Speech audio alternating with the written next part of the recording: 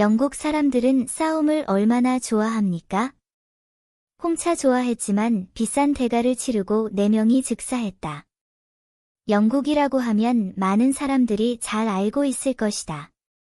결국 영국은 19세기에 세계를 지배했던 제국이자 인정받는 자본주의 강국이었다. 영국은 제2차 세계대전 이후 패권을 잃었지만 일반적으로 군사력은 여전히 세계 최고 수준이다. 다른 나라에 비해 영국군은 첨단 무기와 장비를 사용할 수 있을 뿐만 아니라 전투를 하면서 삶을 즐길 수도 있습니다. 영국군은 탱크를 운전하면서 홍차를 마시는 것을 좋아합니다. 중국의 차 무역이 영국으로 옮겨간 후 영국인들도 차를 마시는 습관을 갖게 되었고 많은 군인 후손들도 이 특별한 취미를 가졌습니다.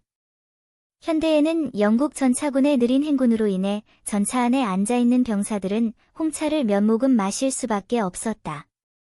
느리게 움직이는 탱크에서 우아하게 차를 마시는 거죠. 이상해요. 지루한 군사 경력에는 항상 몇 가지 오락이 있습니다. 영국인에게 해군은 맥주를 좋아하고 군대는 홍차를 선호합니다. 전쟁은 매우 심각한 문제인데 왜 영국 고위 관리들은 군인들이 탱크를 운전하고 차를 마시는 것을 눈 감아주나요? 사실 당시 전차병들은 에어컨이 없었고 병사들의 기분을 조절하고 유지하기 위해 겨울에는 영하의 기온에 노출되었습니다. 상대적으로 완전한 전력을 확보했기 때문에 대부분의 탱크를 최대한 활용했으며 군인들이 적시에 커피나 홍차로 상태를 보충할 수 있도록 급수시설을 설치했습니다. 그렇다면 이 행동은 위험합니까? 대답은 예입니다. 1911년 걸프전 당시 영국 왕립공병대의 FV-4003 장벽 돌파 전차팀은 홍차를 마신 대가로 큰 대가를 치렀습니다. 소위 FV-4003 전차는 실제로는 첨단 전차가 아니며 기껏해야 제2차 세계대전 이후 폐기된 낡고 개조된 포획 전차라고밖에 할 수 없습니다. 걸프전 당시 영국군은 현지 시간으로 1991년 2월 2일 오후 광활한 사막에 진입했다. 영국군은 평소와 같이 전기 가열 장치를 사용하지 않았기 때문에 홍차를 준비했다. 규정에 따라 전원 공급 장치가 단락되었고 탱크에서 40발 이상의 포탄이 폭발하여 현장에서 군인 4명이 사망하고 3명이 부상을 입었습니다. 이때 영국군이 홍차를 마신 뒤 탱크 포탄이 폭발해 센세이션을 일으켰다. 오늘날의 경우 당시 전차병들의 생활 조건은 참으로 어려웠습니다. 하루 종일 답답한 전차에 갇혀있던 병사들은 말할 것도 없고 중동 사막에 사는 사람들은 입이 마르고 말랐을 것입니다. 군인들은 전투에 필요한 만큼 수시로 전해질과 수분, 미네랄을 보충해야 한다. 같은 개념입니다. 오랫동안 홍차를 마셔온 영국군은 장기적으로 보면 틀림없이 완벽할 것입니다. 군대 전체가 최고의 군사력을 발휘하는 것은 나쁜 일이 아닙니다. 사람을 장사 지내는 원래의 관습을 누가 폐지하였습니까? 이 사람은 후세에서 어리석은 왕이라고 불렸지만 사실은 매우 지혜로운 사람이었습니다. 고대 봉건 사회에서 사람들은 여전히 죽음 뒤에 영혼이 있다고 믿었지만 그들은 단지 다른 세계에 살았을 뿐이고 무덤은 죽음 이후의 거주지였으므로 죽음 이후의 무덤이 너무 단순해서는 안 됩니다. 일찍이 은대 귀족들이 죽은 뒤 노예와 함께 장례를 치렀는데 이는 귀족 신분의 상징이기도 했으며 특히 진시황 시대에는 지배층이 여전히 장례 제도를 사용했습니다. 세계를 통일한다면 세계의 기적이 될 정도로 그의 영묘가 세워졌을 것입니다. 그러나 한나라와 당나라 문명에는 산사람을 장사하는 전통이 없었고 대신 천하의 군주로서 황제가 죽은 뒤에도 천하의 추앙을 누려야 하는 장례 제도가 있었다. 그는 황릉을 중심으로 가장 중심적인 위치에 있었고 주변의 능은 모두 배경에 있으며 왕족과 고관들은 모두 죽은 후에 그들과 함께 묻혔습니다. 그러나 송나라 이후에는 중부 평원에는 한족뿐만 아니라 변경의 소수민족도 있었는데 거란족, 여진족, 몽골족 등 모두 비슷한 산사람을 매장하는 전통이 이어졌습니다. 명나라가 천하를 통일한 이후에도 황궁의 장군을 안장하는 일이 계속되었습니다. 후궁에는 여자가 많았으나 모두 총애를 받지는 않았고 후계자가 없었으며 황제가 죽은 후에는 전대 황제의 여인들과 마찬가지로 신분이 낮은 후궁들도 당연히 재혼할 수 없었다. 왕위에 오르려면 하렘에 새로운 사람들이 필요했기 때문에 이 겸손한 후궁들은 남편이 죽었기 때문이 아니라 곧 그들 스스로가 될 것이기 때문에 고 황후와 첩이 고 황제의 관 앞에 묻혀 고통을 겪도록 보내질 것입니다. 궁궐에 들어와서 좋은 삶을 누리지 못한 것은 안타까운 일이지만 죽은 사람이 장사되는 데에는 여전히 대가를 치러야 합니다. 황제가 죽은 후 상속인이 없는 후궁들은 환관들에 의해 작은 방으로 끌려갈 것이며 그 의자 들보에 많은 흰색 다마스크가 걸려있는 작은 의자만 있을 것이고 그들은 함께 죽을 것입니다. 첩들은 함께 죽을 것입니다. 이 흰 비단을 사용하여 자살하고 황제를 위해 모두 묻어주십시오. 명나라 잡사에 따르면 주원장이 죽은 후 그를 위해 40명이 넘는 첩이 묻혔는데 그들 중 일부는 젊고 아름다웠지만 황제의 명령을 어길 수 없었고 누구도 구하려고 하지 않았습니다. 그리고 명나라를 세운 주제도 인종과 현종에서 각각 7명, 10명 등 30여 명이 함께 묻혀 있다. 그들은 숫자가 많든 적든 죽고 싶지 않았으며 누군가가 자신들을 구해주기를 바라며 큰 소리로 울었지만 흰 비단으로 목을 메어 죽어가면서도 죽음을 면치 못했습니다. 다른 사람들에 의해 목이 졸려 죽었습니다. 거애라는 여인이 있는데 궁궐에 머문 지 30일이 채 되지 않아 궁궐에 대해 잘 알지도 못했을 것입니다. 아마도 그녀는 강제로 자살하기 전에는 현종을 만나지도 못했을 것입니다.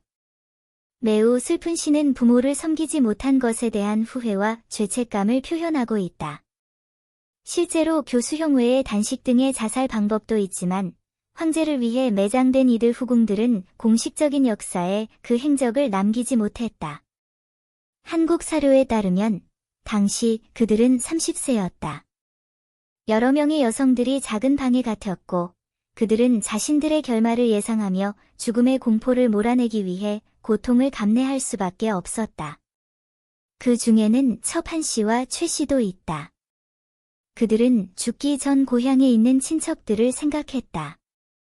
그녀는 시골로 돌아가 어머니를 섬기기를 바라며 울부짖으며 렌종에게 애원했지만 렌종은 그녀의 요청을 무시했고 그녀의 희망은 헛수고로 돌아가기 전에 엄마, 제가 갈 거예요. 라고 소리치고는 가버렸습니다. 바이링 중에 들어간 내시들은 즉시 의자를 치웠고 30명이 넘는 여성들이 함께 목을 메어 죽었습니다. 그러나 이들의 죽음은 헛되지 않았다. 법원은 이들에게 사후 칭호를 부여하거나 가족에게 세습을 허용하는 등 보상을 하겠다고 했다. 영종에 왔을 때 그는 현명한 왕이 아니었고 심지어 후세들로부터 어리석은 왕으로 불렸다. 그런데 그런 사람이 죽기 전에 이 일이 너무 잔인해서 제사를 지내지 말라고 명령했습니다. 그러나 사실 그는 자신의 왕비를 위해 그렇게 했고 아내가 자신과 함께 죽는 것을 꺼려했습니다. 치엔 황후는 인종 부부를 깊이 사랑했습니다. 그녀는 쟁통 7년에 여왕으로 자리 잡았습니다. 불과 7년 후 인종은 하렘에 살고 있던 왈러에 의해 체포되었습니다. 그녀는 황제를 구하기 위해 옷을 줄이고 다이어트를 했으며 많은 돈으로 황제를 구원하기를 바랐다. 게다가 오랜 시간 무릎을 꿇은 탓에 한쪽 다리가 불구가 됐다.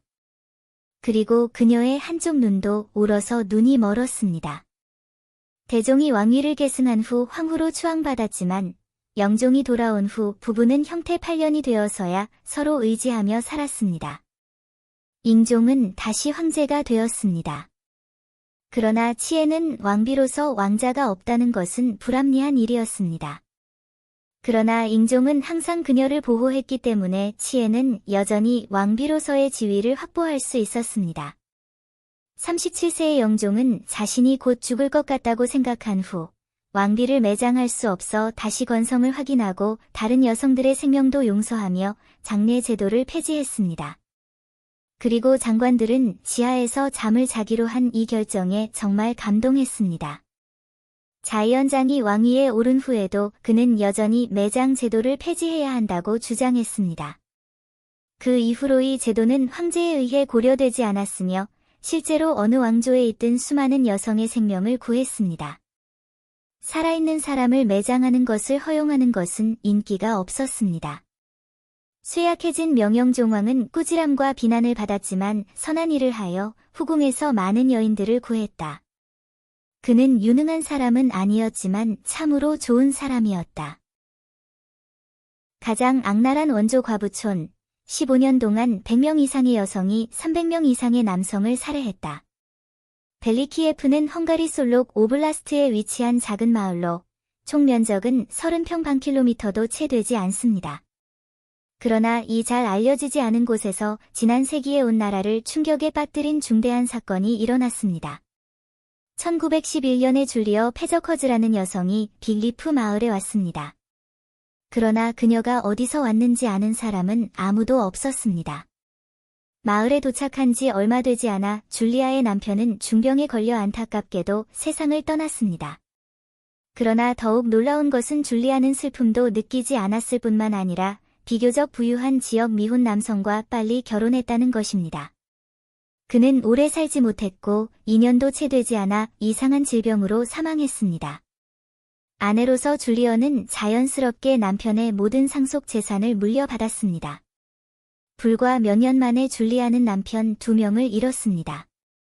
같은 마을의 여성들은 이 비극에 대해 동정심이 가득했지만 결국 그녀는 많은 노력을 들이지 않고도 많은 돈을 얻었습니다.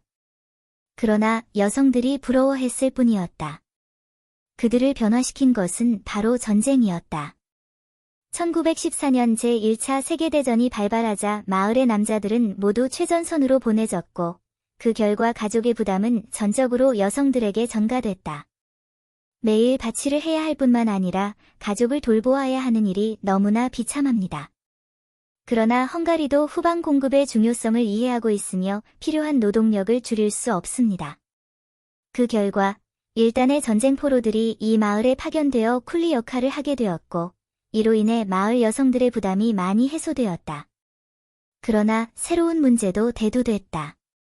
여성과 전쟁 포로가 오랫동안 접촉해왔기 때문에 감정이 발전하는 것은 불가피하다는 점이다. 처음에는 여자들이 말도 안 되는 일이라고 생각했지만 시간이 지나면서 그들은 비양심적으로 변했고 심지어 혼자서 여러 남자들을 상대할 수도 있게 되었습니다. 그 대가로 이 남자들은 그 모든 힘든 일을 기꺼이 해냈습니다. 하지만 얼마 지나지 않아 마을 여성들이 임신을 하게 되었는데 이 오지에는 의사가 없어서 줄리아를 생각한 여성들은 유산에 성공했고 줄리아는 조산사가 되었습니다. 시어머니는 점차 낙태 여성이 되어갔다. 그때부터 마을 여성들은 중병이든 경미한 질병이든 관계없이 치료를 받기 위해 율리아를 찾아오곤 했습니다. 점차 율리아는 여성들의 눈에 불가침의 신과 같았습니다. 마을에서는 전쟁이 끝날 때까지 여성들과 전쟁 포로들의 섬세한 관계가 이어졌다. 이때쯤에는 전쟁 포로들이 마을을 떠났고 마을의 남자들도 하나 둘 집으로 돌아가고 있었다. 모든 것이 예전으로 돌아갔음에도 불구하고 여성들은 여전히 좋았던 시절을 그리워하며 점차 남편을 미워하게 되고 아무리 불행한 결혼 생활을 하더라도 집집마다 다툼이 잦아진다. 그들도 무력했습니다. 그 시대에는 이혼도 허용되지 않았지만 자유로운 삶을 갈망했기 때문에 그들은 어떻게 해야 할까요? 곧 줄리어는 마음에 들었고 여성들은 어떻게 남편을 완전히 없앨 수 있는지 물었습니다. 줄리아는 방금 뒤에 있는 찬장에서 비소가 담긴 병을 꺼내 한 여성에게 건네주고는 돌아가서 남편을 속여 그것을 마시게 해달라고 부탁했습니다. 몇 시간도 안 되어 그 여자가 돌아와서 줄리아에게 이렇게 말했습니다. 남편이 죽었거든요. 줄리아는 마을에서 의료 기술을 아는 유일한 사람이었고 사망진단서 발급 책임자는 그녀의 사촌이었기 때문에 사건은 경찰의 관심을 끌지 못했습니다. 첫 번째 시도로 다른 여성들이 더 대담해졌고 그들도 뒤를 따랐고 마을의 남성들이 차례로 죽기 시작했지만 줄리아의 도움으로 아무도 체포되지 않았습니다. 그러나 얼마 지나지 않아 여성들은 집에 있는 노인과 아이들이 실증을 느끼고 다른 친척들을 공격하기 시작했습니다. 그리하여 좋은 마을은 점차 과부들의 마을로 변해갔다. 모든 단계를 완벽하게 수행하기 위해 그들은 또한 규율 있는 조직인 에인젤 메이커즈를 설립했으며 이 조직에는 규칙이 있습니다. 즉, 여성이 아닌 남성이나 소년만 죽이라는 것입니다. 조직의 리더인 줄리언은 매우 영리합니다. 남자가 넘어질 때마다 그녀는 고인의 아내로부터 일정 비용을 징수할 것입니다. 이 여성들을 완전히 통제하기 위해 줄리언은 독약의 복용량을 조절했습니다. 때때로 그것을 복용한다고 해서 반드시 사망으로 이어지는 것은 아니지만 중독 증상만 나타날 뿐이었습니다. 그런 다음 줄리언은 환자가 천천히 나아지도록 해독제를 처방했습니다. 그 결과 마을 여성들은 율리아가 죽은 사람을 살릴 수 있는 능력이 있다고 굳게 믿고 그녀의 명령에 순종했습니다. 이런 식으로 이 조직의 세심한 계획에 따라 지난 15년 동안 다레프 마을과 주변 마을에서 300명이 넘는 남자들이 살해당했습니다. 마을의 여성들은 암묵적인 이해를 갖고 서로에게 비밀을 숨긴다. 그러나 결국 종이는 불을 억제할 수 없었고 여전히 문제는 노출되어 있었습니다. 폭로 이유에 대해서는 외부에서 여러 가지 설이 제기되고 있는데 가장 신빙성 있는 것은 현지 경찰서에서 신고서를 받았다는 것이다. 1929년 촐로크 지역 경찰서는 최근 몇 년 동안 볼리비아 레이프 마을에서 수백 명의 사람들이 사망했으며 이는 자연사가 아니라 모두 인간이 만든 원인에 의해 사망했다는 익명의 편지를 받았습니다. 편지를 읽은 경찰은 심각하게 받아들여 경찰관 2명을 현지에 파견해 조사를 벌였습니다. 곧 그들은 줄리어에 대해 많은 의심이 있음을 발견하여 그 여성을 체포했지만 후속 신문은 매우 순조롭게 진행되었습니다. 줄리어는 쉽게 자백했을 뿐만 아니라 여러 공범을 자백하기 위해 주도권을 잡았습니다. 경찰이 혼란에 빠진 순간 줄리아는 충격적인 발언을 했습니다. 내 증언이 있어도 어떻게 할 수 있겠습니까? 법정에 가도 증거가 부족해서 추출하라고 고문을 당했다고 할 수 있어요. 교활한 줄리아는 이미 탈출구를 생각해 놓은 것 같았고 경찰은 상황을 이용하여 무고한 척하고 그녀를 석방했습니다. 마을로 돌아오던 날 밤, 줄리아는 집집마다 찾아다니며 여성들에게 이렇게 알렸습니다. 성급하게 행동하지 마세요. 우리는 경찰의 표적이 되었습니다. 하지만 줄리아는 그날 밤 경찰이 그녀를 따라다녔고 경찰이 그녀가 가는 모든 집을 기록했다는 사실을 거의 알지 못했습니다. 그러나 문제는 아직 끝나지 않았습니다. 며칠 뒤 줄리아는 마을 묘지에 100명이 넘는 엔젤 메이커 회원들을 모아 무덤을 파기 시작했다. 알고 보니 이들은 자연사한 이들과 독살된 이들의 시신을 이용해 자신들의 범죄를 은폐하려던 것으로 드러났다. 이를 인지한 경찰은 즉각 출동했고 현장에 있던 여성 용의자들은 모두 검거됐다. 체포되던 날 밤, 줄리아는 자신이 죽을 수밖에 없음을 알고 옷에 숨겨둔 독약을 복용한 뒤 결국 감방에서 숨졌다. 나머지 주요 피의자들에 대해서는 재판 결과 사형 8명, 무기징역 7명, 유기징역 11명이 선고됐다. 이로써 이 충격적인 사건은 마무리됐다. 헛되이 죽은 그 남자들은 아마도 전장에서 쏟아지는 총탄을 피할 수 있을 것이라고는 꿈에도 생각지 못했겠지만 아내들의 소나기에서는 벗어날 수 없었을 것입니다. 일본은 왜 신주이 여사의 머리카락을 요구했을까? 진실이 밝혀진 뒤 전문가들은 안도의 한숨을 내쉬었다. 고고학계에서 XIN 조이 여사는 의심할 여지 없이 매우 전설적인 이름입니다. 서한 장사 총리의 부인은 발굴 당시 놀라울 정도로 상태가 좋았고 피부는 부드럽고 탄력이 있었으며 일부 관절은 마치 잠을 잔 것처럼 여전히 움직일 수 있었습니다. 그러나 XIN 조이 여사의 전설적인 이야기는 이것에만 국한되지 않습니다. 일본은 왜 신주이 여사의 머리카락을 반복해서 요구했나요? 진실은 수년 후에 밝혀졌습니다. 이 사건 뒤에 숨겨진 과학적, 역사적, 문화적 얽힘은 많은 생각을 불러일으킵니다. 신주이 여사는 1972년 후난성 창사의 마왕 퇴안묘에서 발견되었습니다. 그녀의 발굴은 세계를 충격에 빠뜨렸습니다. 고고학 전문가들은 신주희 부인의 시신이 2000년 이상 온전하게 보존된 이유가 무덤의 정교한 방부 기술 때문이라는 것을 발견했습니다. 두께 20cm가 넘는 외층의 백토와 내층의 숯이 파괴되지 않는 이중 보호층을 형성해 공기와 박테리아의 순환을 효과적으로 차단한다. 동시에 무덤 바닥 관실에 남아있는 무색관액에는 일정한 살균 및 방부 효과가 있는 소량의 황화수은이 포함된 것으로 밝혀졌습니다. 이러한 고대 방부 기술의 정교함은 현대 과학자들조차 놀라게 합니다. 그러나 XIN 조이 부인의 전설적인 이야기는 여기서 끝나지 않습니다.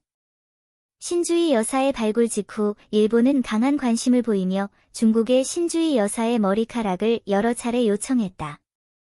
이 요청은 당시 상당한 파문을 불러일으켰고 많은 추측과 질문을 불러일으켰습니다. 1972년 9월 중일수교의 결정적 시기에 중국을 방문한 다나카 가쿠에이 일본 총리는 신스이 여사의 머리카락 몇 가닥을 연구용으로 받고 싶다고 두 차례에 걸쳐 공개적으로 중국에 제안했다. 심지어 한 줌만 있어도 아프지 않다고 하더군요. 이 요청에 대해 중국은 단호한 입장을 취하며 이를 거부했다. 그러나 일본인들은 포기하지 않고 여러 채널을 통해 신주희 부인의 머리카락을 계속 요청했고 결국에는 머리카락의 절반이나 한 가닥까지 요청했습니다. 머리카락. 그렇다면 일본은 왜 신주희 부인의 머리카락을 요구하는데 그토록 집착하는 걸까요? 과학적 관점에서 보면 이에 대한 깊은 고려가 있습니다. 우선 서한 여성으로서 신주희 부인의 머리카락에는 풍부한 유전 정보가 담겨 있습니다. 유전 연구를 통해 고대 인류의 유전적 특성, 질병 이력, 인구 이동 등 중요한 정보를 밝힐 수 있습니다. 이는 인류의 역사와 진화를 연구하는 데 중요한 의미를 갖습니다. 둘째, 신주희 여사의 시신이 잘 보존된 상태는 과학자들에게 고대 방부 처리 기술을 연구할 수 있는 흔치 않은 기회를 제공합니다. 인체의 일부로서 모발의 보존 상태도 방부 기술의 효과를 반영할 수 있습니다. 과학자들은 XIN 조이 여사의 머리카락을 연구함으로써 고대 방부 처리 기술의 신비를 밝힐 수 있을 것입니다. 그러나 시간이 지나면서 일본이 신주희 부인의 머리카락을 요구한 진짜 목적이 점차 드러났다. 그들은 신주희 부인의 머리카락을 연구하여 고대 인류의 유전 정보를 얻고 싶었을 뿐만 아니라 유전 연구를 통해 특정 질병의 기원을 증명하고 싶었던 것으로 나타났습니다. 구체적으로 일본 측은 신주희 여사 머리카락의 유전자 서열을 통해 주혈우충 증이 일본에서 처음으로 나타났다는 사실을 증명하려고 했다. 이 증거를 얻을 수 있다면 주혈우충 증의 발상지를 주장하고 관련 의료 분야에서 우위를 점할 수 있을 것이다. 이런 시도는 의심할 바 없이 은밀한 의도를 가지고 있으며 웃기기도 합니다. 실제로 신주희 여사의 시신을 부검한 결과 그녀의 몸에서 주혈우충증 아래 징후가 발견되었습니다. 이 발견은 주혈우충증에 대한 중국 국민의 이해가 일본보다 훨씬 빠르다는 것을 증명할 뿐만 아니라 인류의학의 역사를 크게 보완하고 향상시킵니다.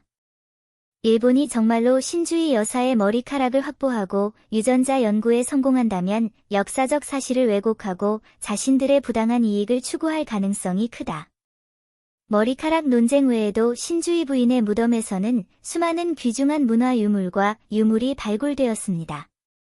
이러한 발견은 서한 왕조의 사회적 특징과 문화적 특성을 드러낼 뿐만 아니라 과학 연구에 귀중한 정보를 제공합니다.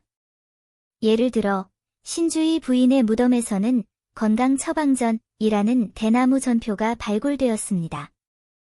이 죽전에는 서한시대의 보양법과 약법이 자세히 기록되어 있으며 고대의학과 보양문화를 연구하는 데 큰 의미가 있습니다. 동시에 무덤에서는 비단 옷, 칠기, 도자기 등 귀중한 문화 유물도 많이 출토되었습니다. 이러한 문화 유물은 서한 왕조의 뛰어난 기술을 보여줄 뿐만 아니라 연구에 중요한 단서를 제공합니다. 오리지널 에스테틱의 비밀이 밝혀진다. 50세 클레오파트라는 독사에 물려 목숨을 잃었으나 죽은 뒤 피부는 소녀처럼 부드러웠다. 고대 이집트의 길고 신비로운 역사 속에서 후대에 클레오파트라라 불린 전설의 여인 클레오파트라 7세는 수많은 매혹적인 이야기를 남겼다. 그녀의 놀라운 외모와 비교할 수 없는 독창성으로 그녀는 로마 제국의 두 군주인 카이사르와 안토니우스를 정복했습니다. 그녀의 불멸의 전설과 많은 미해결 미스터리로 그녀는 후대 문학 창작과 학술 연구의 영원한 초점이 되었습니다. 특히 놀라운 점은 50세의 나이에 독사와의 죽음을 선택한 이 여성의 피부는 죽은 후에도 여전히 소녀처럼 섬세했다는 점이다. 이 이상한 현상은 현대 과학이 시작될 때까지 점차 드러나지 않았다. 그것의 신비한 베일. 프톨레마이오스 왕조의 마지막 여성 파라오인 클레오파트라의 아름다움과 지혜는 긴 역사의 두루마리에서 빛납니다. 17세의 황제로 즉위해 복잡한 정치 체스 게임을 쉽게 헤쳐나갈 수 있는 능력까지, 그녀는 수년 동안 고대 이집트의 평화를 쟁취하기 위해 놀라운 외모와 비범한 지략을 발휘했습니다. 그러나 상황은 예측할 수 없고 정국은 급격하게 변한다. 결국 그녀는 독사로 목숨을 끊는 선택을 했다. 더욱 놀라운 것은 그녀가 죽은 뒤에도 그녀의 피부가 소녀처럼 매끈하고 하얗게 남아있다는 점이다. 이 기적은 당시 큰 화제를 불러일으켰다. 과학자들은 끝없는 호기심으로 가득 차 있으며 심층적인 연구에 매진하고 있습니다. 처음에는 과학 수준의 한계로 인해 사람들은 이 광경을 고대 이집트의 신비한 마법이나 상상할 수 없는 기적 때문이라고만 여겼습니다. 그러나 과학기술의 급속한 발전으로 과학자들은 점차 이 안개층을 걷어냈습니다. 세심하게 계획된 일련의 실험과 심층적인 연구 끝에 과학자들은 클레오파트라가 피부의 젊음을 유지할 수 있었던 이유가 그녀 몸에 있는 특수 물질과 밀접한 관련이 있다는 사실에 놀랐습니다. 이 물질은 줄기세포입니다. 줄기세포는 자가재생 및 다계통 분화 가능성을 지닌 마법의 세포로 피부세포를 비롯한 다양한 종류의 세포로 분화할 수 있습니다. 과학자들은 클레오파트라의 몸에 줄기세포가 다량 함유되어 있다는 사실을 밝혀냈다. 이 줄기세포는 피부의 수호천사와도 같아서 피부의 신진대사를 촉진하고 피부 노화를 크게 늦춘다. 이 발견은 허공에서 이루어진 것이 아닙니다. 과학자들은 클레오파트라의 유해에 대해 세심한 연구와 분석을 진행하여 첨단 기술의 도움으로 클레오파트라의 모습을 복원하고 그녀의 피부의 놀라운 탄력과 윤기에 감탄했습니다. 동시에 클레오파트라의 생활 습관과 일상 관리 방법에 대해서도 깊이 탐구했다. 고고학자들의 피라미드 탐사 결과에 따르면 클레오파트라는 매일 아침 올리브 오일, 올리브 잎즙, 진주 가루, 꿀 등 천연 보물로 온몸에 영양을 공급했습니다. 이러한 물질은 피부의 수분을 공급할 뿐만 아니라 줄기세포의 활성과 재생 능력을 어느 정도 자극합니다. 또한 과학자들은 클레오파트라의 체격이 일반인과 다르다는 사실에 놀랐다. 영양분의 흡수와 활용이 매우 효율적이어서 그녀의 몸이 오랫동안 젊은 상태를 유지할 수 있었다. 여성의 아름다움과 보살핌에 대한 고대 이집트 사회의 극도로 높은 요구사항은 클레오파트라에게도 당시 최고의 미용 자원과 조건을 제공했습니다. 물론 클레오파트라의 미모는 일반인들이 쉽게 따라할 수 없다. 그녀의 몸에 있는 수많은 줄기세포는 그녀의 타고난 재능이자 유전자가 준 선물이다. 일반인들이 똑같은 관리 방법과 물질을 사용해도 자신이 하는 효과를 얻기는 어렵다. 그러나 과학자들의 연구는 우리에게 피부 노화의 미스터리를 밝혀주고 현대 뷰티와 안티에이징 기술의 발전 방향을 제시해 주었습니다. 오늘날 생명공학의 급속한 발전으로 우리는 피부의 노화 메커니즘을 더 깊이 파고들어 더욱 효과적인 노화 방지 제품과 방법을 개발할 수 있게 되었습니다. 클레오파트라처럼 선천적으로 아름다움을 유지할 수는 없지만 과학적인 방법과 기술을 통해 피부의 노화를 늦추고 피부의 젊은 활력을 유지할 수 있습니다. 비록 클레오파트라의 이야기는 바람처럼 흘러가지만 그녀의 불멸의 전설과 풀리지 않는 미스터리는 역사의 기나긴 강물 속에 영원히 새겨질 것입니다. 그녀의 이야기는 아름다움과 지혜가 중요하지만 진정한 힘은 내면의 지혜와 운명에 대한 통제에서 나온다는 것을 말해줍니다. 동시에 그녀의 이야기는 우리가 미지의 영역을 탐험하고 표면 아래 숨겨진 진실을 밝히도록 영감을 줍니다.